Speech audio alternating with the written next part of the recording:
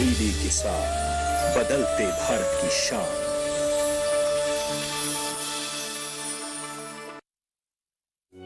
अलग हैं हम, ये रफ्तार नई है, ये रफ्तार सही है, ये जज्बा नया है, खुद ब खुद बयां है। आयशर प्राइमर G3, जज्बा नया, जीत नई।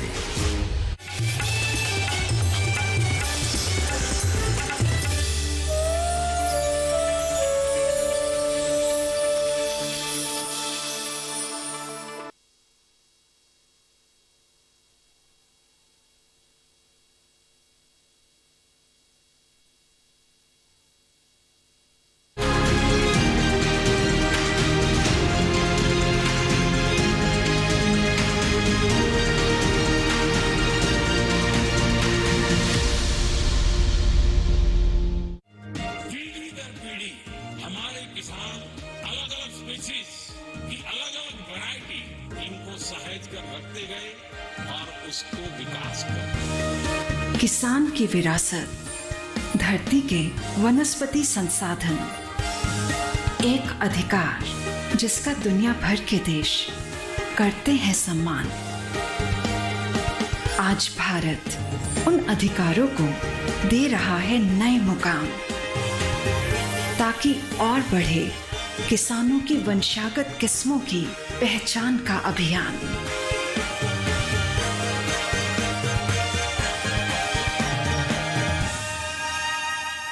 नमस्कार, आप देख रहे हैं दूरदर्शन किसान कृषि दर्शन की नई कड़ी में मैं अदिति शर्मा आप सभी का स्वागत करती हूं। हमारे आज के अंक में बहुत सारी अहम जानकारियां हम आपके लिए लेकर आए हैं। जी हां, बता दें आपको, सबसे पहले तो हम आपको बताएंगे पराली प्रबंधन के बारे में, फिर मुलाकात करवाएंगे हमारे सफल उद्यमियों से और फिर सरकारी योजनाओं का जायजा भी आपको देंगे और कृषि मंत्रालय से भी आज के हमारे इस कार्यक्रम में रहेगा कुछ खास। तो फिर आइए आज के अंक की शुरुआत करते हैं। किसान भाइयों बहनों, राष्ट्रीय स्तर पर कीटनाशक अवशेषों की निगरानी पर कृषि मंत्रालय की डीडी किसान स्टूडियो से क्या जानकारी दे रही हैं भारतीय कृषि अनुसंधान संस्थान पूसा नई दिल्ली की प्रधान वैज्ञानिक और नेटवर्क समन्वयक डॉक्टर वंदना त्रिपाठी। आइए आपको दिखाते हैं। भारत सरकार के कृषि मंत्रालय ने एक योजना शुरू की है जिसका की नाम है राष्ट्रीय स्तर पर कीटनाशकों का खाद्य पदार्थों में जांच करना। और ये हमारे किसान भाइयों के लिए कैसे हम कीटनाशकों का उचित और विवेकपूर्ण उपयोग कर सकते हैं, इस चीज के लिए और उपभोक्ता सुरक्षा हमारे देश में सुनिश्चित करने के लिए, और कैसे हमारे देश में जो हम खाद्य पदार्थ, जो हमारे किसान भाई और बहनें जो खाद्य पदार्थ आ रहा है, हमारे खेत से जो फसलें आ रही हैं, वह कैसे कीटनाशकों के जो अवशेष हैं वो एक स्तर से कम रहें, जिससे कि जो हमारी किसान की आय बढ़े, जिससे कि ज़्यादा से ज़्यादा भारत से हमारे जो किसान भाइयों की उपज है उसका हम भारत से निर्यात कर सकें। इसके लिए यह परियोजना बहुत ही ज़रूरी है और यह भारत सरकार ने सन 2005-06 में शुरू की थी। इस परियोजना के तहत हमारे देश में 33 ऐसी प्रयोगशालाएं हैं जो कि अलग अलग मंडियों से, बाजारों से, कि जैविक खेती की दुकानों से और किसान भाइयों के खेतों से इसको जो खाद्य पदार्थों के नमूने हैं उनको इकट्ठा करती हैं। और इनमें से जो 27 ऐसी प्रयोगशालाएं हैं जहां पर इन सभी खाद्य पदार्थों की जांच होती है। और मैं आपको ये बताना चाहूंगी कि ये सारी की सारी प्रयोगशालाएं NABL द्वारा एक्रीडेटेड हैं, मान्यता प्राप्त हैं, जिसमें कि अंतर्राष्ट्रीय स्तर पर जो भी जैसी जांच हो रही है, जैसी जांच हमें चाहिए गुणवत्ता के लिए, जो जांच का हमको एक परिमाण चाहिए, वो सब इन प्रयोगशालाओं में वैसा ही हमारी जांच होती है।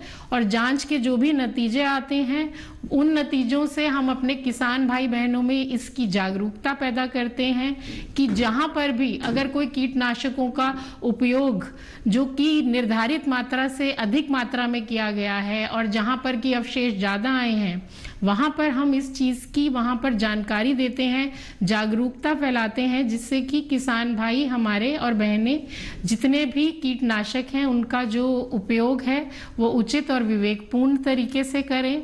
इससे ना केवल हमारे किसान भाइयों और बहनों की सुरक्षा सुनिश्चित होगी, हमारे उपभोक्ता सुरक्षा भी सुनिश्चित होगी, हमारा जो भी भारत से जितना भी निर्यात हो रहा है उसमें बहुत बढ़ोतरी होगी। तो इस सभी से हमारे पर्यावरण को, सबसे बड़ी बात है हमारे पर्यावरण पर भी कीटनाशकों का जो दुष्प्रभाव पड़ता है वो भी सब बिल्कुल कम हो जाएगा। धन्यवाद। आइए इसी के साथ किसान भाइयों बहनों अब कार्यक्रम में नजर डालते हैं हमारी सेगमेंट विज्ञान और किसान पर।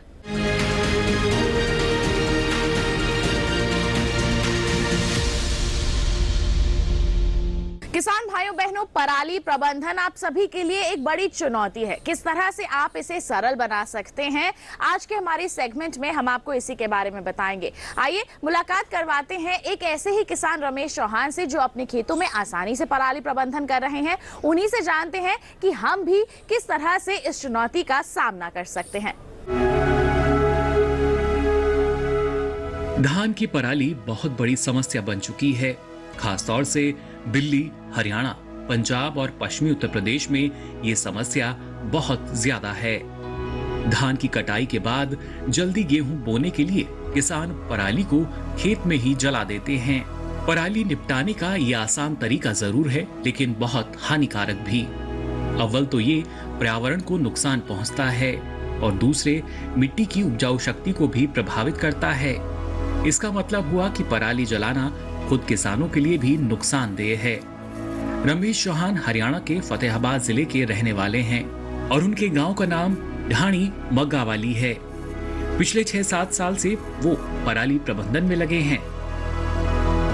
आज से 7-8 साल पहले जो आज ये प्रदूषण है, इसका हो हल्ला जो हुआ है, उसमें हमने 7-8 साल पहले काम करना शुरू किया था। उससे पहले हम भी यही बस ट्रेडिशनल जो होता है तिल्ली लगाई और अपना कर दिया। धीरे धीरे विभाग के संपर्क में आए, जो वैज्ञानिक है, कृषि वैज्ञानिक हमारे HU से हैं, पूसा दिल्ली के हम संपर्क में आए तो हमें पता लगा कि हम जो ये आग लगा रहे हैं, ये खेत तो साफ हो रहा है हमारा, पर हमारी जमीन की जो गुणवत्ता है वो डाउन दिन प्रतिदिन जा रही है और हमारी पैदावार जो औसत पैदावार है उस पर भी इसका इफेक्ट आ रहा है। तो हमने धीरे धीरे करके ये आज से 6 साल पहले शुरू किया जीरो टिलेज से, कि जो फाने हैं उनके अंदर खड़े में बिजाई करना जीरो टिलेज से। उसके बाद में इसका एक अपर मशीन जो कन्वर्सन आया वो था एपीसीडर, वो हमने 3 साल तक बहुत यूज किया। उसमें यह था कि जो वो जमीन को कल्टीवेट नहीं करता था, बस पराली को मैनेज किया और बीच में से निकल गया और बिजाई हो गई।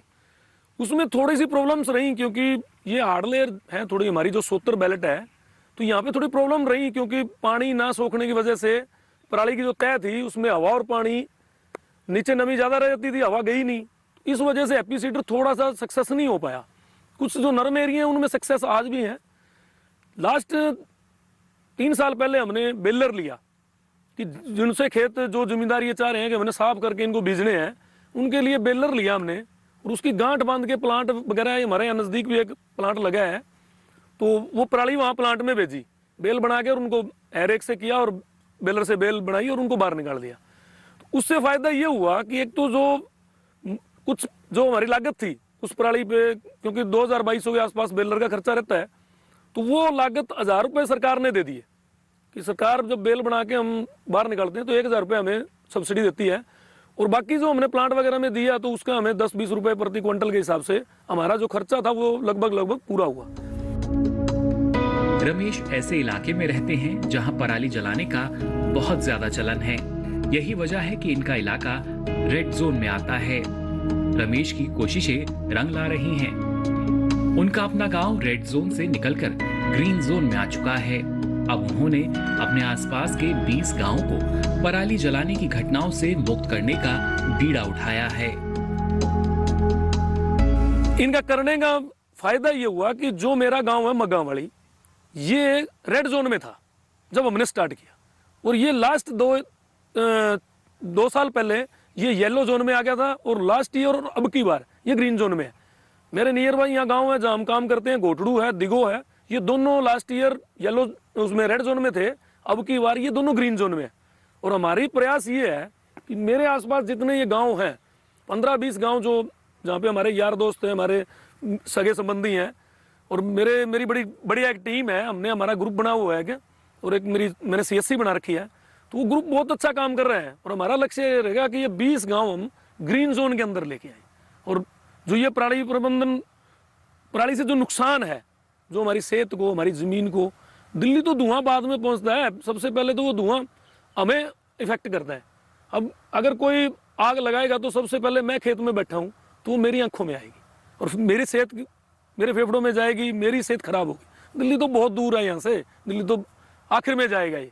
तो मेरा यही निवेदन है, जितने भी मेरे किसान भाई हैं जो ये वीडियो देख रहे हैं, उनसे यही निवेदन है कि जो खेत की पराली है, चाहे वो धान का पराली है, चाहे वो गेहूं की पराली है, उसको खेत में ही कल्टीवेट करें। ज़्यादा से ज़्यादा प्रयास यही करें। हो सकता है आपके 1500 रुपये कॉस्ट थोड़ी ज़्यादा आ जाएगी, बट ये आने वाली पीढ़ियों के लिए भी आप एक पुण्य का काम भी रहेगा और अपनी ज़मीन और पर्यावरण ये दोनों बचेंगे। और मेरी ये एक्सपीरियंस है 7 साल का कि आप जितना खर्चा लगाओगे उससे डबल आपको ये धरती औसत पैदावार में 2-4 मन आपका क्विंटल फालतू हो गए और वो औसत वहीं पे आपकी वो खर्चा है वो मेंटेन हो जाएगा, क्योंकि इसी ने देना है। और हम इसको माँ का दर्जा देते हैं कि धरती हमारी माँ है। रमेश बड़े किसान हैं। उन्होंने कस्टम हायरिंग सेंटर भी खोला हुआ है, जिसमें 30 के करीब मशीनें हैं। इनमें पराली प्रबंधन की मशीनें भी शामिल हैं और इन्हीं की मदद से वो पराली के खिलाफ लड़ाई को आगे बढ़ा रहे हैं। 100 किले मैंने शुरू में 125 एकड़ बिजाई की थी आज से 7 साल पहले, और वो कारवां बढ़ता आज हमारे पास कुल जो मशीनरी की, इसमें super seeder, AP cedar, zero tillage, rotavator और बेलर, इन सभी को मिला के लगभग हमारी जो फंक्शनल आज जो मशीनें चल रही हैं वो 30 के आसपास मशीन है।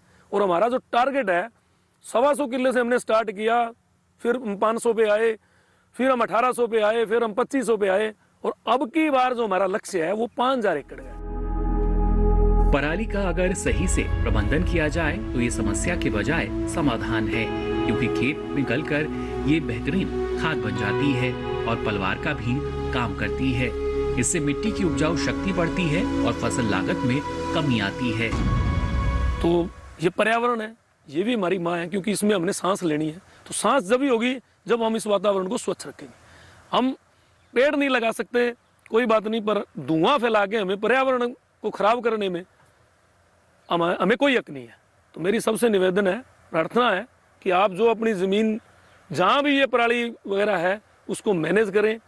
बहुत इम्प्लीमेंट है आज के टाइम में, 10 प्रकार के इम्प्लीमेंट है जो हरियाणा सरकार ने सब्सिडी पे दे रखे। CSC में 80% सब्सिडी है, इंडिविजुअल कोई ले रहा है तो 50% है।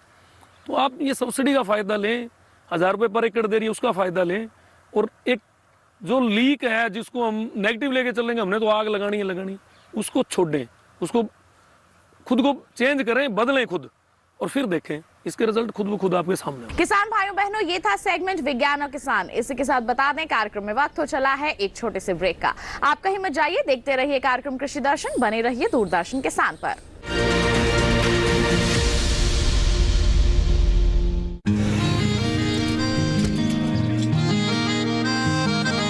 क्या बात है भाई, आजकल तो काफी खुश नजर आ रहे हो। क्यों ना हो, अब मैं ऑर्गेनिक खेती जो कर रहा हूँ ये पूरा प्राकृतिक है, ऑर्गेनिक है। इसमें हमारे खेत, हमारी फसल और हमारी जेब सब फायदे में होते हैं और इसमें लागत भी कम है। जी हाँ, आप भी ऑर्गेनिक खाद का प्रयोग करें, अपनी फसल और मिट्टी को तंदुरुस्त बनाएं और आपकी आमदनी में इजाफा करें। अधिक जानकारी के लिए किसान call centre toll free number 1800-180-1551 पर कॉल करें और लॉग ऑन करें kisan.gov.in और farmer.gov.in। कृषि और किसान कल्याण मंत्रालय द्वारा किसान हित में जारी।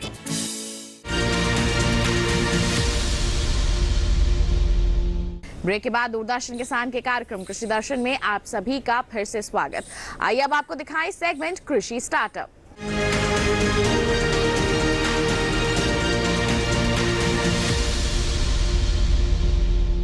आज के सेगमेंट में हम आपकी मुलाकात करवाएंगे हमारी एक सफल महिला उद्यमी से, जिनका नाम है भावना चौहान। बता दें आपको कि ये मशरूम की खेती से जुड़ी हुई हैं, अच्छा उत्पादन तो हासिल कर ही रही हैं, साथ ही साथ अन्य महिलाओं को, अन्य लोगों को भी इस ओर प्रेरित कर रही हैं और साथ ही प्रशिक्षित भी कर रही हैं। आइए इन्हीं से मुलाकात करते हैं, जानते हैं इनकी कामयाबी की दास्तान।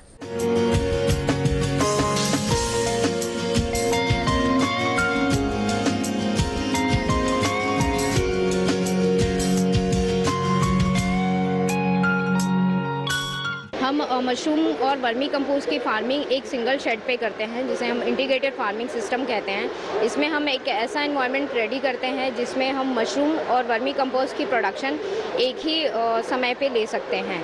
इसके लिए हम एक फेवरेबल एनवायरनमेंट क्रिएट करते हैं जिसमें हमारा प्रोडक्शन, दोनों की प्रोडक्शन एक साथ एक ही यूनिट पे हो जाती है।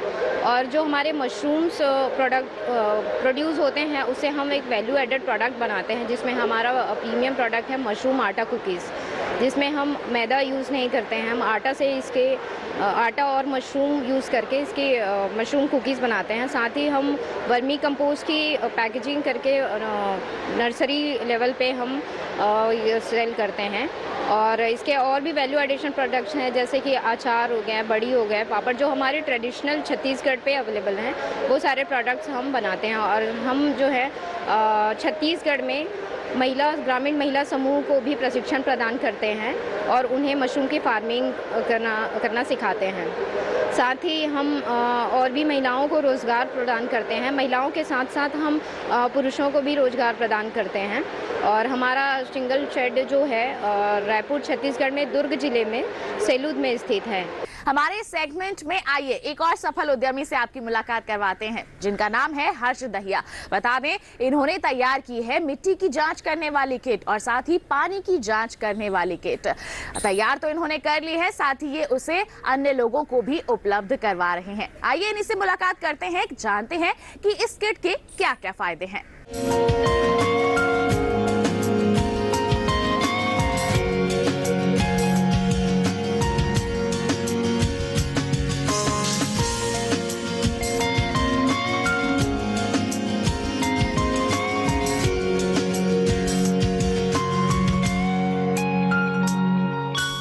हम लेबोरेटरी इक्विपमेंट्स बनाते हैं जिसमें हमारे मेजर प्रोडक्ट्स हैं सॉइल टेस्टिंग किट और वाटर टेस्टिंग किट। हमारी सॉइल टेस्टिंग किट भारत सरकार सॉइल हेल्थ कार्ड मिशन में यूज़ कर रही हैं और बहुत बड़ी कंपनी जैसे महिंद्रा, सिंजेंटा, इफ्को, बेयर, ये सब अपनी मिट्टी जांच केंद्र के लिए हमारी सॉइल टेस्टिंग किट का इस्तेमाल कर रहे हैं। और साथ ही हम देश भर में किसानों का, नौजवानों का और महिलाओं का अपना मिट्टी जांच लैब का बिजनेस शुरू करने में मदद कर रहे हैं। मुझे बताते हुए बेहद खुशी होती है कि हम भारत में बने हुए प्रोडक्ट्स को 40 से ज़्यादा देशों में एक्सपोर्ट भी कर रहे हैं। हमारी सॉइल टेस्टिंग किट, जिसे Harvesto digital soil testing mini lab कहा जाता है, वो मिट्टी के 14 पैमानों की जांच करती है और 100 से ज़्यादा फसलों के लिए फर्टिलाइजर की डोज भी रिकमेंड करती है। आप इसको एक तरीके से मिट्टी का डॉक्टर समझ सकते हैं, जो आपको पहले बताएगा कि आपकी मिट्टी में किस चीज़ की कमी है और फसल के हिसाब से आपको बताएगा कि कौन सा फर्टिलाइजर कितनी मात्रा में डालना है। इसको लगा के कोई भी किसान, नौजवान या कोई महिला भी अपने गांव में या अपने क्षेत्र में मिट्टी जांच लैब केंद्र शुरू करके अपना मिट्टी जांच लैब का बिजनेस शुरू कर सकते हैं। आप भी हमसे जुड़िए और अपना मिट्टी जांच लैब बिजनेस शुरू कीजिए। हमसे जुड़ने के लिए आप हमारी वेबसाइट www.harvestogroup.com पे जा सकते हैं। तो ये था सेगमेंट कृषि स्टार्टअप। इसी के साथ बता दें कार्यक्रम में वक्त हो चला है एक और छोटे से ब्रेक का। आप कहीं मत जाइए, देखते रहिए कार्यक्रम कृषि दर्शन, बने रहिए दूरदर्शन किसान पर।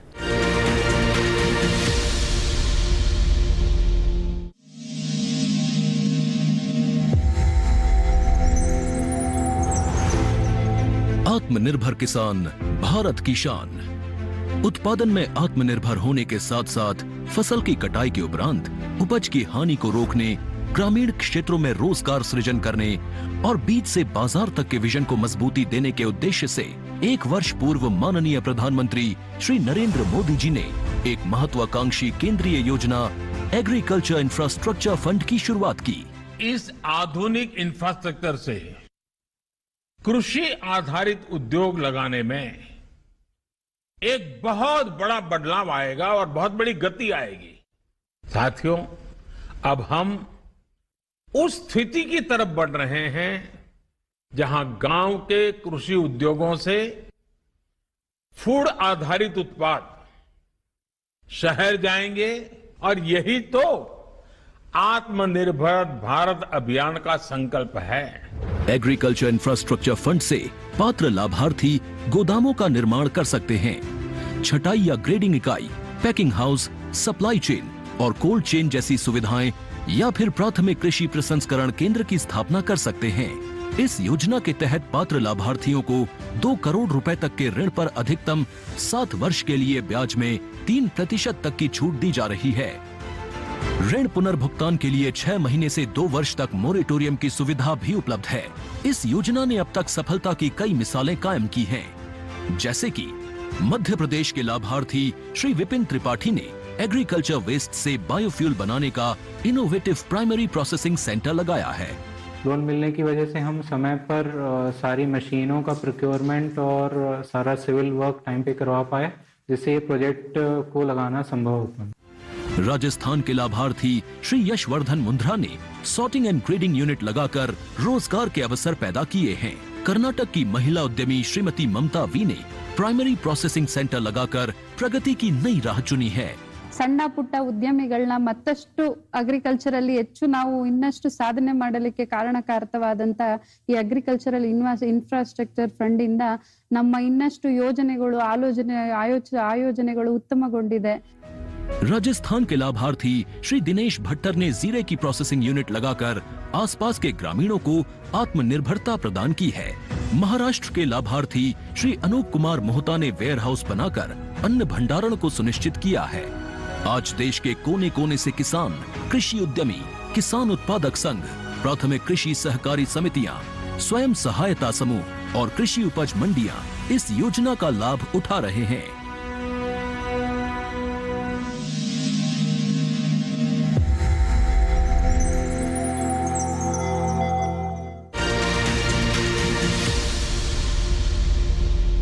ब्रेक के बाद दूरदर्शन किसान के कार्यक्रम कृषि दर्शन में आप सभी का फिर से स्वागत।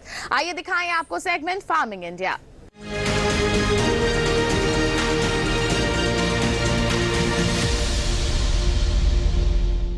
हमारे सेगमेंट में बात होगी राष्ट्रीय बागवानी मिशन की। जी हाँ, इस मिशन की शुरुआत इसी उद्देश्य से की गई है कि बागवानी के क्षेत्र में विस्तार और विकास हो सके।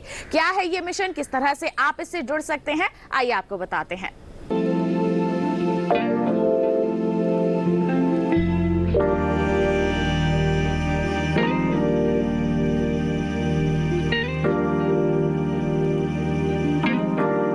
दूसरी फसलों के मुकाबले बागवानी फसल काफी महंगी बिकती है। इसी वजह से ये कम जमीन में ज्यादा मुनाफा देती है। यही कारण है कि कई लोग इन्हें छोटे किसानों के लिए बड़े वरदान के तौर पर देखते हैं। राष्ट्रीय बागवानी मिशन की शुरुआत 2005-06 में हुई थी। इसका उद्देश्य बागवानी फसलों का आमूल-चूल विकास था, जिसमें इनकी खेती, कटाई उपरांत क्रियाकलाप, यहाँ तक कि मार्केटिंग भी शामिल है। बागवानी फसलों में फलों, फूलों और सब्जियों के अलावा मसाले, औषधीय और सुगंधित पौधे, मशरूम और बांस के अलावा और भी कई तरह की फसलें आती हैं। राष्ट्रीय बागवानी मिशन फलों, सब्जियों और फूलों पर खास ध्यान दे रहा है। पूर्वोत्तर और हिमालयी राज्यों को छोड़कर ये मिशन बाकी सभी राज्यों में लागू है। इस तरह 18 राज्यों और 6 केंद्र शासित प्रदेशों के किसान इसका फायदा उठा रहे हैं। इसे केंद्र सरकार ने शुरू किया था, लेकिन लागू करने की जिम्मेदारी राज्यों के पास है। बागवानी क्षेत्र के संपूर्ण विकास के लिए इस योजना के तहत बागवानी फसलों की पैदावार बढ़ाई जा रही है। उनमें पोषणता का इजाफा किया जा रहा है। किसान परिवारों की आय बढ़ाने की कोशिश हो रही है। बागवानी में खेती के आधुनिक तरीके शामिल किए जा रहे हैं। साथ ही कुशल या अकुशल लोगों, खासकर बेरोजगार युवाओं के लिए रोजगार का इंतजाम किया जा रहा है। संरक्षित खेती इस मिशन का बहुत ही महत्वपूर्ण पहलू है। संरक्षित खेती के अंतर्गत ग्रीन हाउस, पॉली हाउस, लो या हाई टनल और मल्चिंग वगैरह पर जोर दिया जाता है। बागवानी फसलों को चूंकि बहुत ज्यादा देखभाल की जरूरत होती है और इन पर मौसम की मार का बुरा असर पड़ता है। इसी वजह से संरक्षित खेती इनके लिए बेहद जरूरी है। राष्ट्रीय बागवानी मिशन के पहले चरण में बागवानी फसलों का रकबा बढ़ाने पर बल दिया गया और बाद में प्रधानमंत्री कृषि सिंचाई से भी जोड़ा गया। ज्यादातर बागवानी फसलें चूंकि रुपाई वाली होती है, इसलिए इनमें टपक सिंचाई पद्धति बेहद कारगर है। ये ऐसी विधि है जो पानी की भी बचत करती है और फसल लागत को भी कम कर देती है।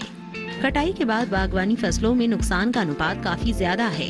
विशेषज्ञों का मानना है कि करीब 15 से 20% बागवानी फसलें उपभोक्ता तक पहुंचने से पहले ही खराब हो जाती है। यही वजह है कि राष्ट्रीय बागवानी मिशन कटाई उपरांत प्रौद्योगिकी को बढ़ावा दे रहा है। खासतौर से प्रसंस्करण तकनीक किसानों तक पहुंचाई जा रही है और भंडारण व्यवस्था को बेहतर बनाया जा रहा है। सरकार इस मिशन के तहत किसानों को आर्थिक सहायता उपलब्ध करा रही है। मिसाल के तौर पर संरक्षित खेती का ढांचा विकसित करने के लिए 50 से 70% तक का सरकारी अनुदान है। अगर आप भी इस योजना का लाभ लेना चाहते हैं तो आपको सहायक कृषि अधिकारी या फिर जिला उद्यान कार्यालय में संपर्क करना होगा। बाद में केंद्र सरकार ने बागवानी फसलों के और बेहतर विकास के लिए एकीकृत बागवानी विकास मिशन शुरू किया और राष्ट्रीय बागवानी मिशन को भी उसमें शामिल कर दिया गया।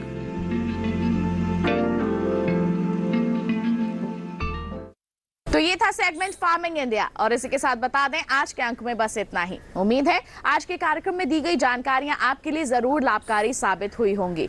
चलते चलते एक विशेष जानकारी आपके लिए, टीवी स्क्रीन पर दिखाए जा रहे QR कोड को आप स्कैन कर लीजिए, सीधा पहुंच जाएंगे हमारे YouTube चैनल पर। दोबारा हमारा ये कार्यक्रम आप देख सकते हैं। साथ ही आप हमें ईमेल भी कर सकते हैं। ईमेल ID है krishiddarshan@gmail.com। आप हमें पत्र भी लिख सकते हैं। पता है हमारा कृषि दर्शन, कमरा नंबर 58, CPC दूरदर्शन, खेलगांव, नई दिल्ली 110049। तो इसी के साथ आज के लिए इतना ही। अगले अंक में फिर होंगे हाजिर। तब तक के लिए हमें दीजिए इजाजत, लेकिन आप बने रहिए दूरदर्शन किसान पर। नमस्कार।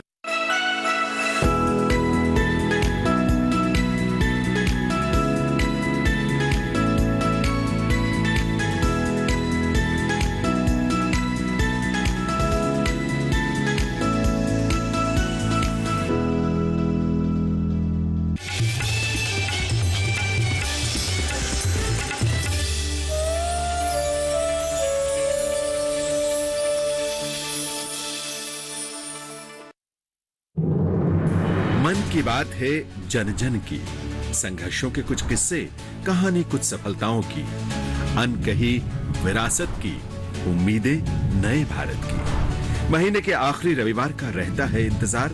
मलयाचल के आंचल से विंध्याचल के आंगन तक, ब्रह्मपुत्र के घाट से हिमालय के विस्तार तक होती है मन की बात प्रधानमंत्री के साथ।